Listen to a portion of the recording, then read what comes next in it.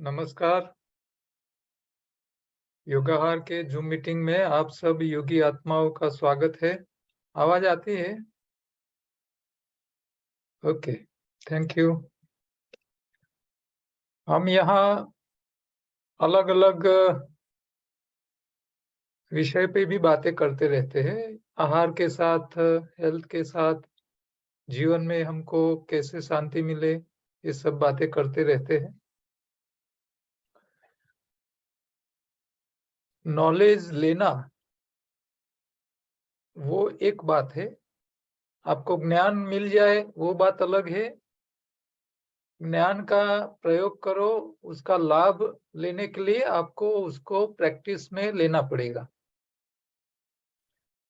अब देखिए आजकल तो गूगल का ज़माना है, आप गूगल करो, यूट्यूब चैनल पे जाइए तो इतनी सारी इन्फॉर्मेशन पड़ी है कि वो सारी इन्फॉर्मेशन को समझने के लिए आपको कम से कम 5 जन्म लेने पड़े।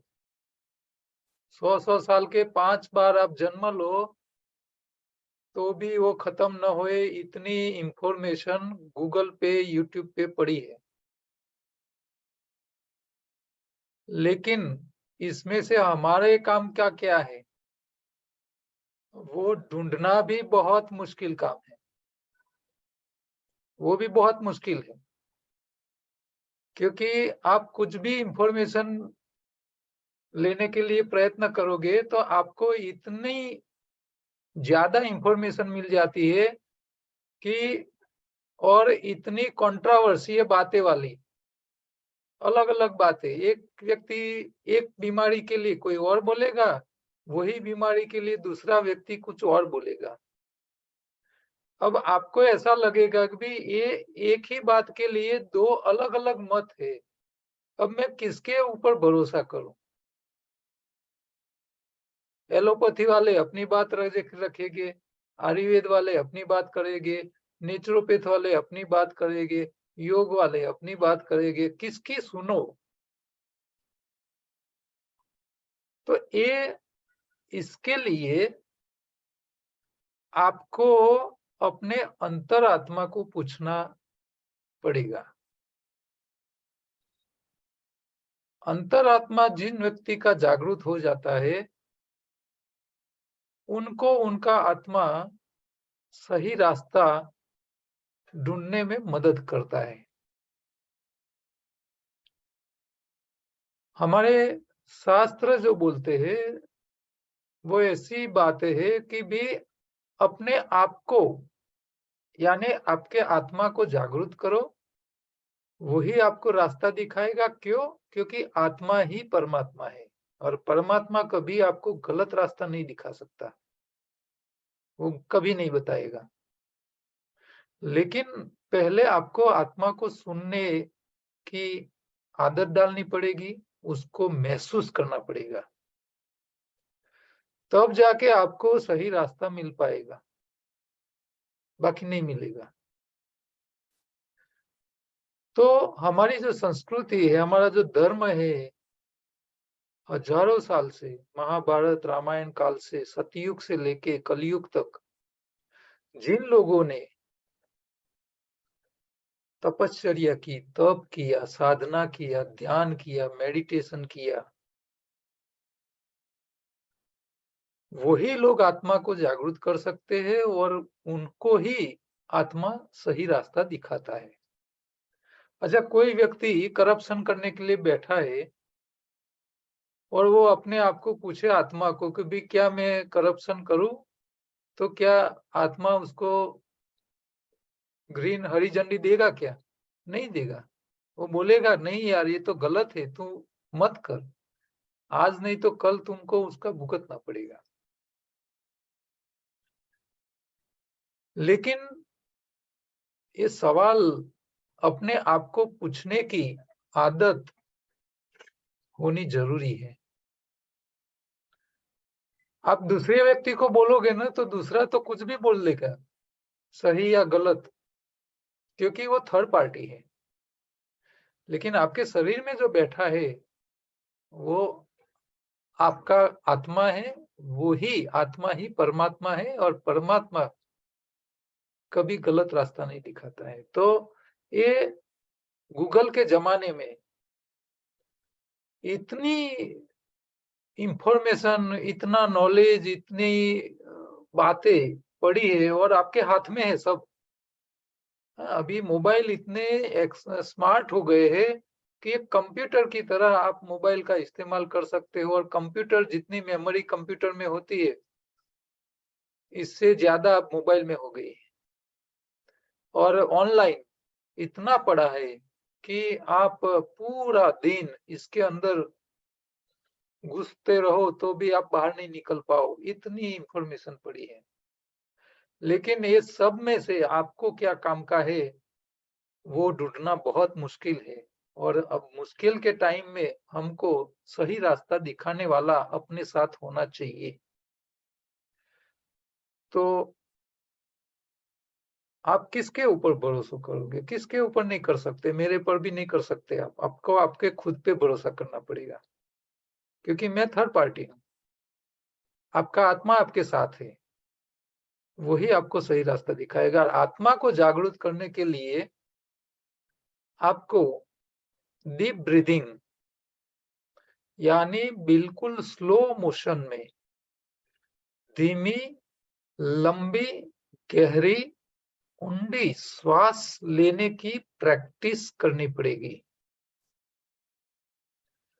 ये बहुत महत्व की चीज है, और ये आपके अकेले के लिए नहीं बोल रहा हूं मैं, आपके सारे फैमिली मेंबर्स को ये प्रैक्टिस के लिए बोले। आप प्राणायाम, योगा सब कुछ नहीं सीखोगे तो चलेगा, कैसे करना है, किस तरह कैसे करना है, प्राणायाम करने का तरीका, ये सब किसी को सीखने का टाइम नहीं है। व्यक्ति को नया सीखने का टाइम नहीं, क्योंकि जो काम लेके बैठे वही इतने ज्यादा है कि उसको सांस लेने का टाइम नहीं है, भोजन सही तरह खाने का टाइम नहीं। आप देखिए बच्चे की हालत, उनका जो स्कूल बैग होती है उनके वजन से ज्यादा होती है। अब इतना लोड है कि बच्चों को खेलने का मौका हम नहीं दे सकते हैं, इतनी खराब हालत है, टाइम ही नहीं। हर हर कॉलेज, हर फील्ड, हर लाइन में अब बिजनेस करने वाले का भी इतनी हालत खराब है कि वो उसमें से टाइम नहीं निकाल पाता है, क्योंकि समय बहुत झड़प से चेंज हो रहा है। आप देखिए पिछले 10 साल में दुनिया में जो बदलाव आए हैं वो इतने फास्ट आए हैं कि 1000 साल में जो चेंज नहीं आया था, 1000 साल में जो चेंज नहीं आया था, इतना चेंज पिछले 10 सालों में आ गया है। अब 10 साल में इतना चेंज आ गया हो तो अगले 10 साल में क्या होगा आप सोचो। अगले 10 साल तो इतने बदलाव वाले आने वाले हैं, और वो चेंज क्या रहेगा, सिर्फ और सिर्फ फिजिकल। मेंटल बदलाव आने वाला नहीं है, स्पिरिचुअलिटी में ज्यादा बदलाव आने वाला नहीं है, लोगों की आध्यात्मिक नॉलेज, आध्यात्मिक शक्ति बढ़ने वाली नहीं है। सिर्फ और सिर्फ मशीने का इस्तेमाल कैसे करे, साधन का इस्तेमाल कैसे, टेक्नोलॉजी का इस्तेमाल कैसे करे, वो ही उनके पास बदलाव में आने वाला है। लेकिन अध्यात्म के बारे में उनके पास तो सोचने का भी टाइम नहीं मिलने वाला है। जो व्यक्ति अध्यात्म में उन्नति करेगा, वो व्यक्ति का ही जीवन सुख शांति भरा रहेगा, आनंद भरा रहेगा। बाकी ये डेवलपमेंट के नाम पे जो टेक्नोलॉजी का यूज होने वाला है, वो इतनी मनुष्य की हालत खराब करने वाला है कि मनुष्य को ऐसा लगेगा कि वो रोबोट की तरह जिंदा है, और वो हैरान परेशान, जीवन में आनंद जैसा कुछ होगा ही नहीं उनके, इतनी खराब हालत आने वाली है।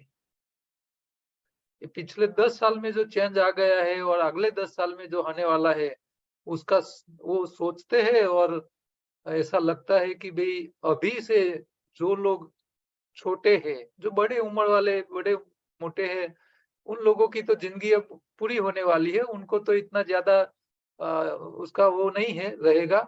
लेकिन जो बच्चे हैं, जो कॉलेज में पढ़ने वाले हैं, जो छोटे बच्चे हैं, उनकी जिंदगी इतनी बर्बाद हो जाने वाली है कि ना पूछो बात। तो आपकी जो नई पीढ़ी है, आपके घर में जो बच्चे हैं या नए पैदा होने वाले हैं, या जो आपके यंग जनरेशन जो है, उन लोगों को बचाना बहुत आवश्यक है। और उन लोगों को अपने जीवन में जीवन का जब आनंद ही नहीं लगेगा, तो फिर समाज की हालत क्या होगी सोचिए आप। कुटुंब प्रथा, फैमिली प्लानिंग, कुटुंब, समाज, धर्म, ये सब टूट जाने वाला है। इस सब में इफेक्ट आने वाली है। तो आपके कुटुंब के, आपके फैमिली मेंबर्स की जिंदगी में समस्याएं न आए, इसके लिए उन लोगों की आध्यात्मिक उन्नति हो जाए और परम कृपालु प्रभु, जो ईश्वरीय शक्ति है, जो देवी शक्ति है, उनके साथ जुड़ी रहे, उनको समय पे मदद करती रहे। उनके लिए आपको, हर व्यक्ति को अपने आत्मा को जागृत करना पड़ेगा, अध्यात्म शक्ति में आगे बढ़ना पड़ेगा, अध्यात्म के बारे में सोचना पड़ेगा, वैसे कर्म करने पड़ेंगे, तब जाके आपको हेल्प मिल सकती है, आपको उसमें मदद मिलेगी। और अध्यात्म में उन्नति के लिए आपके आपके श्वास को, आपको श्वास को कंट्रोल करना सीखना आवश्यक है। जब तक आप अपने श्वास को कंट्रोल नहीं कर पाओगे, तब तक आपकी इंद्रियां आपके कंट्रोल में नहीं रहेगी। और देखिए ये कैसी हालत होती है। अभी ये थोड़े दिन पहले ही ये न्यूज़पेपर में आ रहा है कि एक लड़की ने अपने माँ बाप की सुनी नहीं और उन्होंने कोई मुस्लिम लड़के के साथ शादी की। उन्होंने उसके इतने टुकड़े किए कि न पूछो बात। क्यों? क्योंकि उनकी मन जो था उनका, लड़की का, वो इंद्रियों की गुलाम हो चुकी थी और इसके लिए वो सही गलत सोच नहीं सकती थी। और उनको, उनके आत्मा ने भी उनको हेल्प नहीं किया। क्यों? क्योंकि उन्होंने अपने आत्मा के बारे में सोचा ही नहीं था। सामने वाला ने तो गलत किया, उनके लिए हम उनको दोष नहीं दे रहे, दोष अपनी ओर से था। लड़की ने गलत किया, उन्होंने भरोसा किया। वो अपने आत्मा को पूछ ही नहीं पाई थी कि भाई मैं ये एक्शन लूं या ना लूं, मैं उनके साथ भाग जाऊं या ना भाग जाऊं। गलती उनकी थी। हमको सामने वाले को सजा देने से कुछ फायदा नहीं है। ये तो कोर्ट करेगी, पुलिस अपना काम करेगी, लेकिन उससे आपको क्या फायदा? नई जनरेशन को क्या फायदा? कुछ नहीं। नए जनरेशन को इससे सिखाना है, उनको जागरूक करना है, उसकी उनकी आत्मा को जागरूक करना है कि तुम कुछ भी काम करो, इसके आगे पीछे क्या इफेक्ट हो सकती है वो सोचो। क्या रिएक्शन आएगी, क्या आपको तकलीफें हो सकती है। ये जुगाड़ है। आजकल के नौजवान जो है वो जुगाड़, तुरंत एक्शन ले लेते हैं। माँ बाप को, पेरेंट्स को पता भी नहीं चलता है उनके बच्चे कहाँ जाते हैं, क्या करते हैं, क्या सोच में जीते हैं, उनने अपनी लाइफ में क्या करना है, क्या सोच के रखा है, वो भी नहीं बताते हैं। ये इससे ज्यादा कलयुग बड़ा कहाँ आएगा। मुस्लिम धर्म गलत नहीं है, लेकिन सामने वाले की सोच गलत थी। कोई धर्म गलत काम सिखाता ही नहीं है। सोच गलत होती है और सही सोचने का तरीका ही नहीं है लोगों को कि उनको ये करना चाहिए नहीं करना चाहिए। आपको शादी करनी है तो दो दो फैमिली इकट्ठा नहीं हो सकते क्या? एक दूसरे के व्यवहार विचार एक दूसरे के जान नहीं सकते क्या? लेकिन व्यवस्था ही नहीं रखी है हमने। शरीर में भी ऐसा है, हम कुछ भी हो गया तुरंत डॉक्टर के पास भागते हैं। अब वो थर्ड पार्टी आपको क्या फायदा करेगा? अपने आप को तो पूछो कि भाई मैं क्यों बीमार हूँ, मुझे क्या दिक्कत आ रही है, मैं कहाँ गलती करता हूँ। आपकी रोटी आप किचन में रसोई बना रहे हो, रोटी जल रही है, तो क्या पड़ोसन आपको रोटी सिखाए बना के देगी क्या? आपको खुद को ही सीखना पड़ेगा, आपको खुद को ही बनाना पड़ेगा। सही रोटी कैसे बनानी है, आपको खुद को ट्रेनिंग लेनी पड़ेगी। दूसरा क्या करके देगा? जब खाना पकाना आपकी ज़िम्मेदारी है, आपके शरीर को स्नान कराना आपकी ज़िम्मेदारी है, आपको सुबह में ब्रश करना आपकी ज़िम्मेदारी है, आपकी फैमिली को पैसा कमा के ज़िंदा रखने की ज़िम्मेदारी भी आपकी है। तो आपका शरीर आपको ठीक रखने की ज़िम्मेदारी आपकी नहीं है क्या? क्या वो दूसरा ज़िम्मेदारी लेगा? नहीं लेगा ना। तो शरीर के साथ-साथ धर्म को समझो, अध्यात्म को समझो, आत्मा को जागृत करो। और एक कलयुग में ऐसी हालत है, सतयुग में और कलयुग में क्या फर्क है वो देखिए। सतयुग में सूक्ष्म दुनिया में जितने लोग थे, इससे लाखों गुना ज्यादा आज कलयुग में सूक्ष्म दुनिया में लोग हैं जो शरीरधारी नहीं है, वो भटकती हुई आत्मा के तौर पे घूम रही है। ये कलयुग की सबसे बड़ी निशानी है।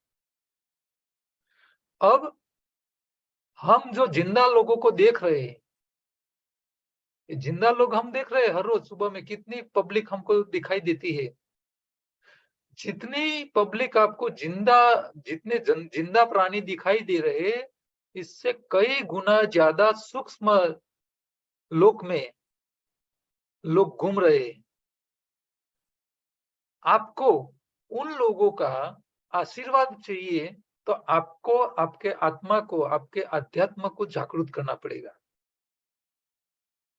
तभी आपको उनका हेल्प मिल सकेगा। और आपके आपके खुद का आत्मा का भी आपको मदद मिलेगा। तब तक आपके आत्मा भी आपका कुछ मदद नहीं कर सकता आपके शरीर को। तो इसके लिए अध्यात्म शक्ति बढ़ाने के लिए डीप ब्रीदिंग सबसे पहली आवश्यकता है। दूसरा, भक्ति भाव, भगवान की ओर आपकी भक्ति। आपको एक स्वीकृति ले लेनी है कि भाई ईश्वर है, और उनको मैं ईश्वर के पास मैं मंदिर में जाता हूं तो मैं सिर्फ पैसे के लिए नहीं जाता हूं, मेरी सुख सुविधा के लिए नहीं जाता हूं। उनको खुश करने के लिए मैं ऐसा क्या काम करूं, कैसे कर्म करूं जिससे वो खुश होए, और उनके आशीर्वाद खुश होने के बाद मेरे पर आए, और मेरे जीवन में आनंद, संतोष, शांति, सुख, समृद्धि मिले। तो आप मंदिर में जाइए, तब कभी कुछ मांगिए नहीं। भगवान को ऐसी ही बात बोलो कि मुझे ऐसी ताकत दे प्रभु कि मैं लोगों के लिए कुछ कर सकूं, लोगों की भलाई के लिए कुछ कर सकूं, ऐसी मुझे ताकत दे। और दूसरों की सेवा, दूसरों के लिए सोचना। अब ये जो इंसिडेंट हो गया, जो लड़की को काट के फेंक दिया, जब वो लड़के ने ऐसा भक्ति भाव उनके माइंड में होता कि मैं दूसरे के लिए क्या कर सकता हूँ, अच्छा, ऐसा उनका माइंड में कुछ भी थोड़ी सी बातें होती, तो वो लड़की को उसका उसका मर्डर नहीं करता, उसका खून नहीं करता वो। क्योंकि उनके अपने अंदर भाव पहला क्या होता है कि मेरा बाद में उनकी सुख, उनके सुख, उनकी शांति वो पहली प्रायोरिटी है, बाद में मेरी है। ये भाव तभी होता है जब व्यक्ति धार्मिक होता है, उनके अंदर भक्ति भाव होता है, उनके अंदर प्रभु की स्मरण होती है, तभी वो कर सकता है, इसके अलावा नहीं कर सकता। दूसरे के लिए सोच तभी आती है जब उनकी अध्यात्म उन्नति होती है, तभी दूसरे के लिए सोचता है व्यक्ति, इससे पहले कभी नहीं सोच सकता। और उन्होंने दूसरे के यानी वो लड़की के लिए सोचा होता तो वो काटता नहीं, उसका खून नहीं करता, लेकिन है ही नहीं, माइंड में ही नहीं है। तो हमको अपनी नई पीढ़ी को, अपने आप को भी बचाना है, तो अध्यात्म उन्नति होनी चाहिए, मेडिटेशन होना चाहिए, भगवान की स्वीकृति करो। आपके शरीर को संभालने की जिम्मेदारी आपकी खुद की है, दूसरे की नहीं है। ये सब देखो और उसके ऊपर काम करो। और आप जब आपके आत्मा को जागृत कर लोगे, तो फिर उनके साथ ऐसी जो अच्छी आत्माएं हैं, उन आत्माओं को, अच्छी आत्माओं को सूक्ष्म जगत में रहने वाले दिव्य आत्माएं जो देवत्व वाले थे, वो लोग भी मदद करते हैं। जिन लोगों के मन में गलत सोच है, लोगों को लूट लेना, किसी का गलत कर लेना, किसी को फंसाना, उनके आसपास ऐसी गलत काम करने वाली दानव वृत्ति वाले ही आत्माएं घूमती रहती है और उनको प्रेरित करती है, एक काट दे, उसको मार दे, ऐसा कर ले, उसका लूट ले, उसका खून कर ले। तो आपके आसपास आपको सपोर्ट करने वाले जो सूक्ष्म जगत में रहने वाले व्यक्ति है, वो दिव्य आत्माएं हैं या दानव आत्माएं हैं, वो कैसी रखनी हो आपके हाथ में है। वो आपके हाथ में, क्योंकि आप आपके माइंड में अच्छी सोच रखोगे, लोगों की भलाई के जीवन जीने के लिए बात सोचोगे, ईश्वर की आराधना करते रहोगे, भक्ति का वातावरण रखोगे, आपके घर के अंदर लघु यज्ञ हर रोज होना चाहिए, भक्ति भाव होना चाहिए, सबके साथ बैठ के समाज में होने वाली जो जो घटनाएं हैं उसके ऊपर चर्चाएं होती रहनी चाहिए, वातावरण एकदम फ्रेंडली, हर व्यक्ति अपनी बात अपने मन में जो भी है, बच्चा है तो बच्चा भी अपने मन में जो है बोल सके, बड़ा व्यक्ति भी बच्चे को सुना सके। बेटे और बाप के बीच में जब फ्रेंडशिप रहेगी, बेटी और माँ के बीच में जब फ्रेंडशिप रहेगी, बाप के साथ जब फ्रेंडशिप रहेगी, एक दूसरे की अपनी मन की बात बताने की जब छूट होगी, तभी फ्रेंडली एटमॉस्फेयर बनेगा और एक दूसरे को जान सकोगे, समझ सकोगे।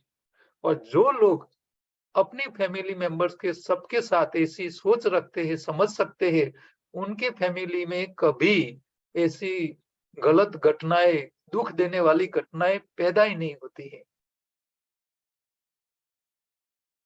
ये आपको ऐसा लगेगा कि भी ये रियल में होता है, रियल में होता है, सही बात है ये सब। तो पहले तो क्या करना पड़ेगा आपको, आपके फैमिली सब मेंबर्स को, हर व्यक्ति के अंदर पैशन यानी कि धीरज का गुण होना चाहिए, सामने वाली व्यक्ति को सुनने की धीरज होनी चाहिए, और वही मेडिटेशन है, वही ध्यान है, वही आपको धार्मिकता, आध्यात्मिकता की उन्नति दे सकता है। जो व्यक्ति किसी को सुनने की आदत नहीं रखता, तामसी स्वभाव का है, गुस्से वाला स्वभाव का है, वो कभी अच्छे काम कर ही नहीं सकते। क्योंकि आपका बेटा आपको कुछ कहने के लिए सोच रहा है, लेकिन आप उसको सुनते ही नहीं हो, इसके साथ सीधे आंख निकालते हो, उसको उनका रास्ता दिखा देते हो, तो वो बच्चा आपको कब बोलेगा? कभी नहीं बोल सकता। क्यों? डरता है। तो धीरज का, पैशन का गुण, वही मेडिटेशन है, वही ध्यान है, वही वही आपको ईश्वर की ओर ले जाएगा, आपकी प्रकृति को चेंज कर सकेगा।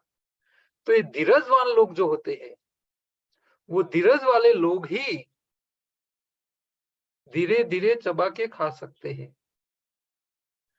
जो लोग फास्ट है, हर काम जल्दी चाहिए, उन लोगों को वो सारे काम में कहीं ना कहीं ऐसी बड़ी गलती कर लेते हैं कि फिर उसका नुकसान जो होता है वो जीवन भर चेंज नहीं कर सकते, उसको बदल नहीं सकते।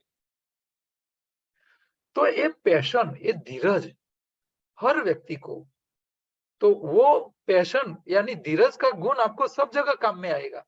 आप कोई भी काम करोगे ध्यान पूर्वक धीरज से करोगे तो वो अच्छा होगा। आप खाने बैठे हैं, धीरज से खाओ, चबा चबा के खाइए, आराम से खाइए। खाने का टाइम नहीं है तो मत खाओ, लेकिन जो काम करो इसको अच्छी तरह करो। नहीं टाइम तो मत मत करो, उसको छुओ ही मत, उसको हाथ पे ही मत लो। आप जो काम अच्छा कर नहीं सकते तो उसको हाथ पे क्यों लेते हो, क्यों बिगाड़ते हो? बिगाड़ने का अधिकार आपको है ही नहीं। आप स्कूल में पढ़ा रहे हो तो बच्चों को सही नॉलेज देना, सही तरह पढ़ाना, वो आपकी जिम्मेदारी है। आप जल्दी जल्दी पढ़ाओगे तो बच्चे क्या सीखेंगे? अच्छा, आप जल्दी जल्दी खाओगे तो आपका शरीर क्या करेगा? जो काम दांत को करना है वो क्या पेट कर पाएगा? नहीं कर पाएगा। तो जीवन में जितनी भी समस्या है और संसार जो आपको दुखी दिख रहा है, उसके पीछे धीरज का अभाव, पेशेंस का अभाव है। हर व्यक्ति को आपको उनको ऐसा नहीं बोलना है तू कच्चा खा, ये कर, ते कर, वो कर, ऐसा करने की जरूरत ही नहीं है।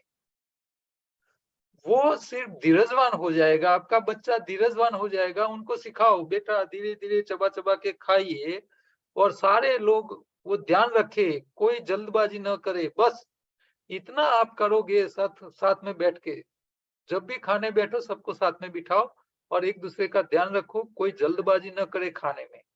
बस एक काम करोगे ना तो सबके अंदर धीरज का गुण आ जाएगा। और जिनके अंदर धीरज आ गया, पेशन आ गया, वो मेडिटेशन कर पाएगा, वही व्यक्ति अपने श्वास को स्लो कर पाएगा। बाकी श्वास स्लो करना सबके बस की बात नहीं है, सबके बस की बात नहीं है। ये उन्हीं को ही लाभ मिल सकता है जिन्होंने अच्छे कर्म किए, अच्छी सोच रखते हो, वही कर पाते हैं। तो आप ये प्रयत्न कीजिए।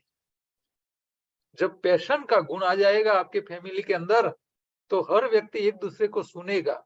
आप भी कुछ भी बात करोगे तो वो भी सुनेंगे, उसके ऊपर सोचेंगे, और आपकी बात में कितना तथ्य है उसके ऊपर वो कुछ करेंगे। तब तक कुछ होने वाला नहीं है। ठीक है? तो आपकी फैमिली आपके साथ, क्योंकि आप अकेले नहीं हो।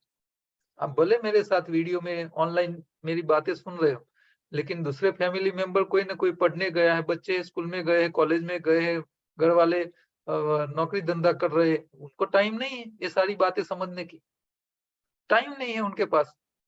तो उन लोगों के लिए आपको ये बातें बतानी है, सिखानी है। जबरदस्ती कुछ नहीं करना है, सिर्फ चबा चबा के खिलाने की आदत डाल दीजिए। चबा के खाएगी, कॉन्स्टिपेशन होगा नहीं, बीमारी आएगी नहीं।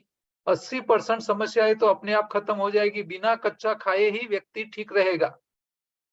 अब 20% समस्या के लिए न्यूट्रिशन का सवाल आता है। तो ये न्यूट्रिशन का सवाल जो है उसको समझ लीजिए कि भी पत्तियां में सबसे ज्यादा न्यूट्रिशन है। उन लोगों को चटनी बना के दे दो, जितनी सब्जी खाते हैं पकाई, उतनी ही हरी पत्तियों की सब्जी खानी चालू कर ले वो लोग। उसको टेक्नोलॉजी, ये टेक्निक दिखाइए, उनका साइंस दिखाइए, उसके पीछे का लॉजिक कि भी पत्ती क्या काम का है। पत्ती का हरा रंग जो क्लोरोफिल है वो नेचुरल हीमोग्लोबिन बनाता है, वो उसको बता दीजिए। अच्छा, कोई भी चीज जब गर्म होती है तो उसका नुकसान क्या होता है, वो एक दो एग्जांपल मैंने पहले भी बताया कि भाई आप टमाटर का सूप बना के पियोगे तो किडनी में स्टोन बनेगा, लेकिन कच्चे टमाटर का गर्म किए बिना उसका जूस या कच्चे टमाटर काट के खाइए खट्टे खट्टे, तो पथरी को पिघा लेगा, किडनी का स्टोन को पिघा लेगा। अच्छा, मूंगफली के दाने, सिंग दाने, उसको गर्म करके खाओगे तो एसिडिटी, बीपी, कोलेस्ट्रॉल, ब्लॉकेज और हार्ट अटैक आ सकता है। लेकिन मूंगफली के दाने को पूरी पूरी कच्चे दाने को पूरी रात पानी में भिगो के खाओ तो नहीं एसिडिटी होती है, नहीं बीपी कोलेस्ट्रॉल बढ़ता है, नहीं ब्लॉकेज बढ़ता है, और हार्ट अटैक आने का सवाल ही नहीं है, हार्ट अटैक से बचाता है। तो जो चीज गर्म हो जाती है वो शरीर के लिए काम की रहती नहीं है। बस ये छोटी बातें उनको बतानी है। और रही बात विटामिन की, तो विटामिन कहीं खून में मिलेंगे ही नहीं आपको, कहीं नहीं मिलेंगे। अरे खून में क्या, खुराक में कहीं नहीं मिलेंगे। विटामिन कहीं खुराक में मिलते ही नहीं है। जैसे मुंह की सलाइवा आपको कहाँ बाहर से मिलेगी क्या? अच्छा, मुंह की लार के बोतल बाजार में मिलेंगे क्या? नहीं मिल सकते। तो इसी तरह शरीर के काम के विटामिन आपको कहीं खुराक में बाहर से मिलेंगे नहीं, वो शरीर में पैदा ही करने पड़ते हैं। और वो पैदा करने के लिए आपकी आंतों में गट बैक्टीरिया, जिसको प्रोबायोटिक बैक्टीरिया बोलते हैं, वो उसकी संख्या प्रॉपर मेंटेन हो, उसके लिए आप देसी गाय का बनाया हुआ दूध का दही, देसी गाय के दूध में से बनाया हुआ दही, जो प्रोबायोटिक बैक्टीरिया अच्छे देते हैं, वो विटामिन बनाते हैं, उसका प्रयोग कियो। लोगों को बोलो चाय, कॉफी, दूध, जो बड़े लोग हैं वो दूध न पिए। हाँ, छोटे लोग हैं, बच्चे हैं, मेहनत करते हैं, बीमार नहीं है, वो दूध पिएगे तो चलेगा। लेकिन बीमार लोगों को तो डेयरी प्रोडक्ट छोड़ देनी है, दही और मक्खन खाने की छूट है। लिटल मिलेट, अनाज में गेहूं, चावल, मकाई, बाजरा, वो मजदूरों के लिए है, वो ज्यादा कार्बोहाइड्रेट्स और कम फाइबर वाला है, तो इसकी जगह लिटिल मिलेट खाइए। छोटे दाने वाले अनाज जो उपवास के दिन में हम जो खाते हैं, वो पका खाने के से पहले कम से कम 5-6 घंटे पहले पका के रखो और उसको ठंडा हो जाने के बाद इसके अंदर दही डाल के मिक्स करके रखो और फिर 5-6 घंटे बाद उसको खाइए। जब तक इसमें फर्मेंटेशन हो जाएगा, वो प्रोबायोटिक बैक्टीरिया बढ़ जाएगी जो हमारे शरीर में विटामिन बना के दे देगी। बस इतनी छोटी छोटी बातें ही उन लोगों को बतानी है, ज्यादा उनको ऐसे प्रेशर में नहीं लाना है कि तुम कच्चा खाओ, ये करो वो करो, ये ऐसा मत करो। उनको पहले चबा के खाने की आदत नहीं होगी ना, तो ये कच्चा खाने का भी फायदा नहीं है। हाँ, उसका फायदा मिलेगा, लेकिन वो फिर क्या है, जब भी पकाया खाएगा, बिना चबाए खाएगा, तो फिर दोबारा बड़ी समस्या में फंसेगा वो।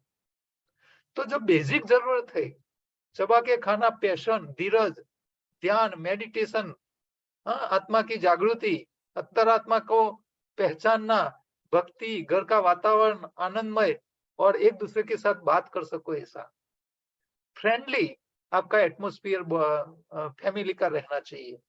और ये वातावरण आपका हो जाएगा तो मैं मानता हूं कि अगले जो समय आने वाला जो चेंज है, उसमें आपकी फैमिली को दूसरे लोगों की तरह कोई समस्याएं नहीं रहेगी, ऐसी मुझे उम्मीद है।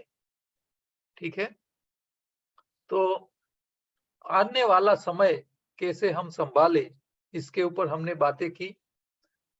आपके साथ साथ आपके फैमिली मेंबर्स को भी ये बात बताइए। हो सकता है तो ये वीडियो मेरा जो होता है जूम मीटिंग का, वो शाम तक मैं अपलोड कर लेता हूँ, तो आप यूट्यूब पर जाके वो बोल सकते हो कि भी एक बार आप देख लीजिए, उसको सुन लीजिए। ठीक है, अब हमारे पास 3 मिनट जैसा समय है। किसी को कोई इमरजेंसी क्वेश्चन है तो वो अपने हैंड रेज करे। उका भाई, नारायण भाई, आप अपना माइक अनम्यूट कीजिए और बोलिए। टाइम हमारे पास 2-3 मिनट का है। अलका बेन शाह, हाँ सर, बोलो। સાહેબ મારા બાબાને હરનિયા છે, એટલે ફિસ્ચુલા. હા, સાંભળો, હરનિયાની અંદર આંતરડાની જે થેલી હોય એ ફાટી ગઈ હોય એટલે આંતરડું બહાર નીકળે, નાનું આંતરડું. એટલે નાના આંતરડામાં એવો ખોરાક આપશો જ નહીં કે એ પ્રેશર કરીને એના ફાટ્યું હોય ત્યાંથી બહાર નીકળે. એટલે એને અનાજ જેવા ભારે ખોરાક આપશો નહીં. એમને પાંદડા, શાકભાજી, ફ્રૂટ જેવા ખોરાકના જ્યુસ આપો, રસાહાર ઉપર રાખો અને હરી પત્તી સાથે અને એની સાથે ચટણી કે એવું કરીને ક્રશ કરીને આપો, યા તો એમાં થોડું દહીં નાખીને આપવાનું રાખો. તો ધીરે ધીરે હર્નિયામાં ફાયદો થશે અને જે ફાટી ગઈ છે ચામડી એ ધીરે ધીરે આંતરડું અંદર રહેશે તો ચામડી ને હિલિંગ થશે અને હર્નિયા ધીરે ધીરે ઓછો થશે. એટલે એમને લાભ મળે ત્યાં સુધી એમને કહો કે રસાહાર ઉપર રહે. બરાબર? ફિસ્ચુલા હોય સાહેબ, ફિસ્ચુલા અંદરથી એક કાણું પડી ગયું છે ને અંદર એક જ હોલ છે. એ તો સમજી ગયો. એટલે હર્નિયામાં આ એક જ ઓપ્શન છે અને શક્ય હોય તો ફિસ્ચુલા તો મોટા આંતરડામાં હોય ને. નહીં, ફિસ્ચુલા તો એ તમે પાઇલ્સ ની વાત કરો છો.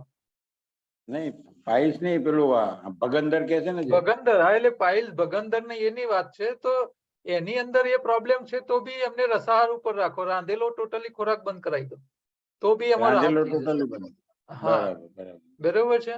અને વજન બી થોડું ઘટશે અને ગ્રીન જેટલું જશે એટલું જલ્દી હિલિંગ થઈ જશે. અને અમદાવાદ, ગાંધીનગર નજદીકમાં હોય તો રૂબરૂ એક વખત આવીને થોડું ડિટેલમાં સમજી જવું. બરાબર? હા, ચોક્કસ. ઓકે, અલકાબેન. યસ ગુરુજી, હું એ કહું છું કે ટીવી જોતા જોતા બાળકો જમે તો કોઈ નુકસાન થાય ખરું? નહીં, એમને ચાવીને ખાવાની આદત હશે ને તો કોઈ નુકસાન નથી. ચાવવું જરૂરી છે, મોઢાની લાળ ખોરાક સાથે ભરવી જરૂરી છે. મારો દીકરો ટીવી જોતા જોતા જ ભણ્યો છે અને બોર્ડમાં છે વગર ટ્યુશને નંબર લાવ્યો છે. પણ એનું ધ્યાન હોવું જોઈએ. તમે એક વ્યક્તિ બે કામ કરી શકે, કેમ ના કરી શકે? બહેનોને તો હોય જ છે આવડત, કુદરતી શક્તિ છે. તો તમે ટીવી જોવો પણ ચાવવાનું ભૂલી ના જશો. આ મહત્વનું. બરોબર? એટલે ટ્રેનિંગ આપો કે ભાઈ ચાવીને રસ થઈને જવું જોઈએ. આ મહત્વનું. અને બીજું એ કે તમે જે પ્રમાણે કીધું કે આપણે કોઈ પણ ખોરાક બનાવીએ અને